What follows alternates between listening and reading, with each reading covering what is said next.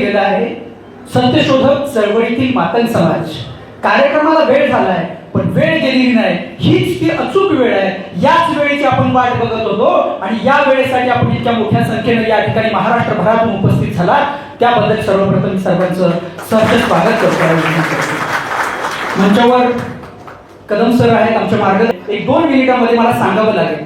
तुम्हाला आजपर्यंत फक्त एवढंच माहिती आहे अंकल, तुमची हयात दिली त्यासाठी की सत्यशोधक लहुजी साळवेंनी नेमकं काम काय केलं.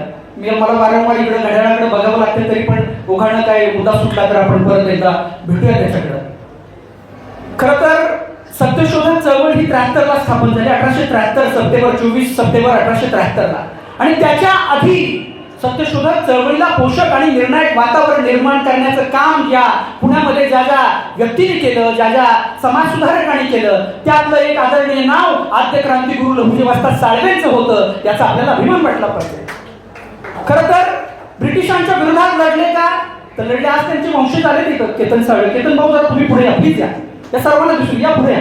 त्यांचा एक अध्यक्ष सर त्यांचा इथं सन्मान करा आपल्या परिषदेच्या वतीनं. कारण तुम्ही इथं आलात म्हणजे तुम्ही या विचारधारेशी जोडला गेलेला आहात आणि मला सांगायला अभिमान वाटतो. या ठिकाणी शिरूर तालुक्याचे शेलार साहेब आमचे आलेले आहेत, त्यांचं पण या ठिकाणी स्वागत करतो. कारण एवढंच आहे, कशी विचारांची शृंखला असते बघा.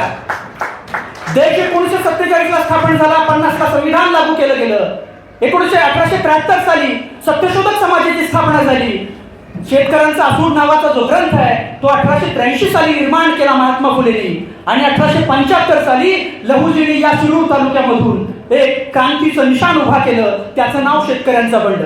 निलेश भाऊ वाघमारे आमचे सहकारी या सगळ्या प्रवासामध्ये सातत्यानं माझी पाठराखण करतात. तुम्ही देखील याचे साक्षीदार आहात, तुम्हाला ते माहिती आहे सगळ्या विषय.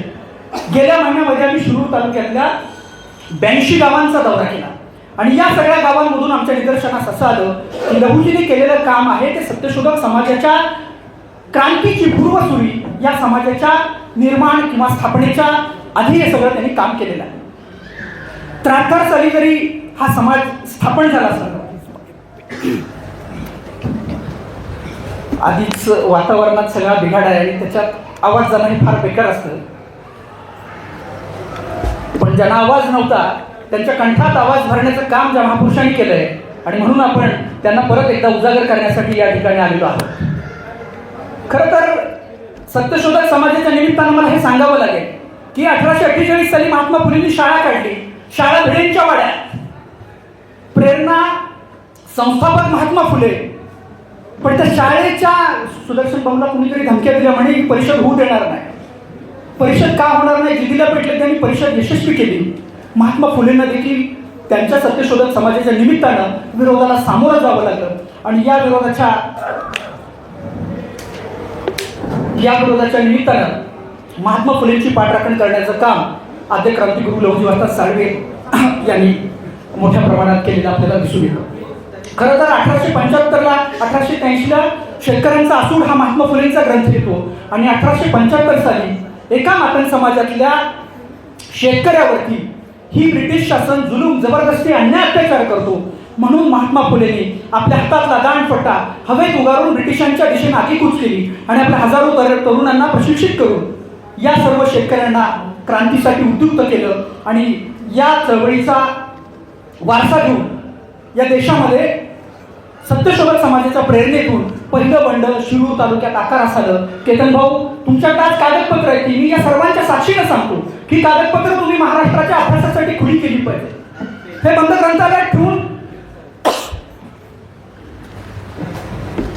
त्याचा उपयोग होणार नाही आणि म्हणून 1875 ला झालेला दख्खन दंगा असेल आणि 1883 ला आलेला शेतकऱ्यांचा असूड असेल, मला वाटतं दोघांच्या प्रेरणा जाणीवा एकसारख्याच होत्या आणि म्हणून त्याचं आपण कौतुक केलं पाहिजे. खरं तर शेतकऱ्यांचा असूड आणि शेतकऱ्यांच्या संपाबरोबर अजून एक गोष्ट मला या ठिकाणी सांगावी लागेल तुम्हाला. मुक्ता साळवेंवर या ठिकाणी सर बोलणार आहेत, आपल्या विवेचनामध्ये ते मांडणी करतील. पण मुक्ता साळवेला फक्त एकमेव निबंध लिहिला का तर त्याचं उत्तर अजिबात नाही. मुक्ता साळवेंनी सत्यशोधक समाजाच्या मातंग समाजात परिषदा घेतल्या आणि आम्हाला अभिमान वाटतो की आम्ही सत्यशोधक समाजाबरोबर जोडलेलो होतो आणि या सत्यशोधक समाजाने स्त्रीदास वर्गाचा अंत करण्यासाठी जी भूमिका घेतली ती आमच्यासाठी फार महत्वाची. आणि मातंग समाजाला अजून काय योगदान पाहिजे. या योगदानाच्या बळावरच डॉक्टर बाबासाहेब आंबेडकरांनी भारताला संविधान दिलेलं आहे. भारताच्या संविधानामध्ये तुम्हाला जगण्याचा, तुम्हाला लिहिण्याचा, बोलण्याचा आणि सर्व मूलभूत हक्काने अधिकार दिलेले आहे. मला वाटतं या संविधानाची पूर्वसुरी सत्यशोधक समाज आहे. ज्या वेळेला जुन्नर तालुक्यामध्ये खऱ्या अर्थानं नाभिकांचा संप झाला, त्या संपाचं प्रबोधन करण्यासाठी सत्यशोधकी जलसे निर्माण झाले. त्यातला एक जलसा मातंग समाजातल्या आमच्या शेलार नावाच्या गृहस्थांनी, बाबा शेलार नावाच्या गृहस्थांनी या ठिकाणी निर्माण केला. ती सुद्धा आमच्यासाठी महत्वाची गोष्ट आहे. हे वारंवार तपशील का सांगावे लागतात? तपशील यासाठी सांगावे लागतात की ही महाराष्ट्राची वैचारिक घुसळण सुरू होती, महाराष्ट्राची वैचारिक जडणघडण सुरू होती. महाराष्ट्र आधुनिक होण्याच्या दृष्टिकोनातून ते टाकलं गेलेलं पहिलं पाऊल होतं आणि त्या सगळ्या प्रयत्नामध्ये, त्या सगळ्या प्रवासामध्ये मातंग समाजाचा थोडा नव्हे मोठ्या प्रमाणावर अधिक वाटा होता. याचा आपल्याला गौरव वाटला पाहिजे. खरं तर मी मगाशी सांगितल्याप्रमाणे त्या काळामध्ये जातीभेद किती होता हे मुक्ता साळवेंच्या निबंधातून तुमच्या समोर आलेलं आहे. अन्याय अत्याचारामध्ये हा सगळा समाज, त्याच्यामध्ये अजून नैसर्गिक आपत्ती असायच्या, कधी दुष्काळ पडायचे, कधी अधिक पाऊस पडायचा, कधी अवर्षणग्रस्तता यायची. आणि या सगळ्याच्या माध्यमातून खरं तर या सगळ्याच्या माध्यमातून या सर्वाला कोंडी फोडण्याचं काम सत्यशोधक समाजानं घेतलं. ते केवळ एका जाती आणि धर्माचं नव्हतं. या व्यवस्थेनं ज्यांना ज्यांना नागवलं, ज्यांना ज्यांना पिचवलं, ज्यांच्यावर अन्याय केला, त्या सर्वांच्या बाजूने उभं राहण्याचं काम त्या काळात जर कुणी केलं असेल तर ते सत्यशोधक समाजानं केलं. आणि त्या सत्यशोधक समाजाच्या पाठीमागं लहुजींचा दांडपट्टा हा नुसता फिरला नाही, तर त्यांना नेस्तनाबूत करण्याचं काम या लहुजींच्या दांडपट्ट्यानं केलं. मला सांगायला अभिमान वाटतो, गेले 7-8 वर्ष आम्ही याच्यावर काम करतो. केतन साळवेंना आताच निलेश वाघमारेंच्या माध्यमातून आणि शेलार भाऊंच्या माध्यमातून हा सगळं आम्ही काम करतोय. आम्हाला तो दांडपट्टा भाऊ आम्हाला मिळालेला आहे. आकाश भाऊ, आम्हाला दांडपट्टा मिळाला आहे. तो आकाश, तो दांडपट्टा एखाद्या वस्तू चांगल्या ठेवण्याचा विषय नाहीये. तो दांडपट्टा हा आहे की ज्या दांडपट्ट्यानं व्यवस्थेला चॅलेंज दिलं, आव्हान दिलं, ज्या व्यवस्थेनं समग्र परिवर्तन करून या समाजाला मुख्य प्रवाहात विकासाच्या आणण्यामध्ये काम केलं, असा तो दांडपट्टा. आणि म्हणून परत एकदा दुसऱ्यांदा विनंती करतो, हे सगळं जे तुमच्याकडे साहित्य आहे ते समाजापर्यंत गेलं पाहिजे, समाजापर्यंत आलं पाहिजे. या पुण्यामध्ये क्रांतिज्योती सावित्रीबाई फुलेंवर मारलेला प्रत्येक दगड आहे, तो सुद्धा संग्रहालयात आला पाहिजे, कारण त्यातून आम्हाला प्रेरणा मिळत आहे. आणि मग अशा सगळ्या व्यवस्थेतून पुढे जात असताना मातंग समाजाचं योगदान हे निश्चित पद्धतीनं छोटं नाहीये, हे फार मोठं आहे. वेळ संपत आलेला आहे, पण अजून एक पुढच्या 25 वर्षाचा थोडक्यात आढावा घेतो मी. सांगायला पाहिजे मला तुम्हाला. महात्मा फुले गेल्यानंतर, लहुजी गेल्यानंतर बऱ्याच लोकांना वाटलं की ही चळवळ आता संपली. या चळवळीत आता काही राम उरला नाही. लोकभाषेत सांगतो राम, नाही तर मध्येच कुठं राम मला तुम्हाला वाटेल. या चळवळीत आता काही राम उरला नाही. ही चळवळ संपून जाणार, ही काढली जाणार. ज्या आवेशातून या पुण्यामध्ये सत्यशोधक समाजाचे कार्यकर्ते बोलत होते, ती चळवळ आता संपली.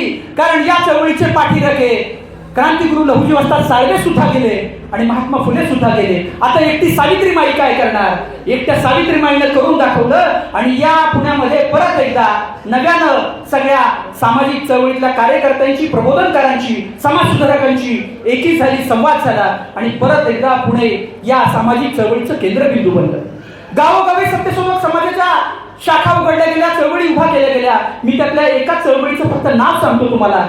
सर त्या भागातून येतात, गायकवाड सर अधिक सांगतील त्याबद्दल. 1920 साली काल्यात एक परिषद झाली, सत्यशोधक समाजाची परिषद झाली. आणि त्या परिषदेला एकूण 1400 मंडळी हजर होती महाराष्ट्रातली. किती अभिमानाची गोष्ट आहे बघा. आम्हाला अभिमान का वाटतो त्याचा?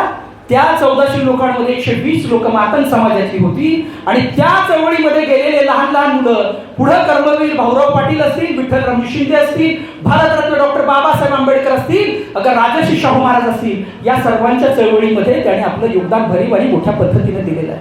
मला वाटतं, मी मगाशी पहिल्यांदा सांगितल्याप्रमाणे आंबेडकर वादाची पूर्व अट ही तुम्ही सत्यशोधक आहे, तुम्ही सत्यशोधक असणं याच्यामध्ये सामावलेली आहे. तुम्ही सत्यशोधक असणं म्हणजेच तुम्ही विज्ञानवादी असणं, की जे बुद्धाला विपरीत होतं. तुम्ही सत्यशोधक असणं म्हणजे तुम्ही आंबेडकरवादी असणं. तुम्ही सत्यशोधक असणं म्हणजे स्त्री आणि पुरुषांचा भेद तुम्ही नाकारणं, एका समान पातळीवर दोघे एकच आहेत असं स्वीकारणं. मी फक्त माझ्या जातीवर अन्याय झाला म्हणून बोलेल, बाकीच्या जातीवर बोलणार नाही. बाकीची जात दडपली तरी चालेल असं न मानणं. जगातल्या इकडून तिकडून सर्व जाती नव्हे, तर जगातला इकडून तिकडूनचा सर्व मानव एकसारखा आहे असं मानणं म्हणजे तुम्ही सत्यशोधक असणं. तुम्ही जातीअंतासाठी प्रयत्न करणं म्हणजे सत्यशोधक असणं. हा त्याचा गर्भित अर्थ आणि गाभा आहे. मी फारसं बोलणार नाही, फक्त जाताना एवढंच सांगेन. माझी वेळ संपत आलेली आहे. मी जाताना फक्त एवढंच सांगेन की 1950 साली झालेला हा प्रवास आम्हाला वाटलं की देश स्वतंत्र झाल्यानंतर संपुष्टात येईल, पण तो प्रवास आमचा संपुष्टात आला नाही. भारतरत्न डॉक्टर बाबासाहेब आंबेडकरांनी तुमच्या माझ्या हातामध्ये भारताचं संविधान दिलं, ज्याची सुरुवात आम्ही भारतीय लोक या वाक्यानं होते. आणि तो प्रवास आम्हाला आता गतिमान करण्याच्या दृष्टिकोनातून आंबेडकरवाद काय आहे हे समजून घ्यावं लागेल. भारतरत्न डॉक्टर बाबासाहेब आंबेडकरांनी सांगितलेलं तत्वज्ञान जगातल्या मानवमुक्तीचं एकमेव औषध आहे हे आम्हाला समजून घ्यावं लागेल. सत्यशोधक अण्णाभाऊ साठेंनी सांगितलेला मानवमुक्तीचा जगातला जागतिक दर्जाचा विचार आम्हाला समजून घ्यावा लागेल. मुक्ता साळवे फक्त निबंध लिहून थांबली नाही, तर वयाच्या आपला स्वतःचं निधन होईपर्यंत त्यांनी या सत्यशोधक समाजाच्या चळवळीमध्ये महिलांच्या आरोग्याचे प्रश्न असतील, शिक्षणाचे प्रश्न असतील, शाळांचं निर्माण असेल आणि सत्यशोधक समाजाची नवीन कार्य करणे असेल, याच्यामध्ये त्यांनी तहयात स्वतःला झोकून दिलं. मला वाटतं हाच क्रांतीचा विचार तुमच्या आमच्यात रुजला पाहिजे. तुम्ही आंबेडकरवादी आहात याच्यावर कोणीही शंका घेत नाही, पण तुम्ही आंबेडकरवादी आहात तर सत्यशोधक समाज काय होता, सत्यशोधक समाजामध्ये तुमच्या पूर्वजांनी काय देदीप्यमान पद्धतीचं योगदान दिलंय ते एकदा समजून घ्या. ते जर तुम्हाला समजलं तर तुम्ही डोळे झाकून आणि झोपेत सुद्धा जर कुणी विचारलं तर जय लहुजी म्हणाल आणि जय भीमच म्हणाल, असंच मी या ठिकाणी मानतो. मला या ठिकाणी अतिशय कमी वेळात बोलण्याची संधी देऊन सुद्धा तुम्ही लोकांनी सर्वांनी ऐकलं, त्याबद्दल सर्वांचे मनपूर्वक आभार मानतो आणि या ठिकाणी सांगतो जय भीम जय लहुजी.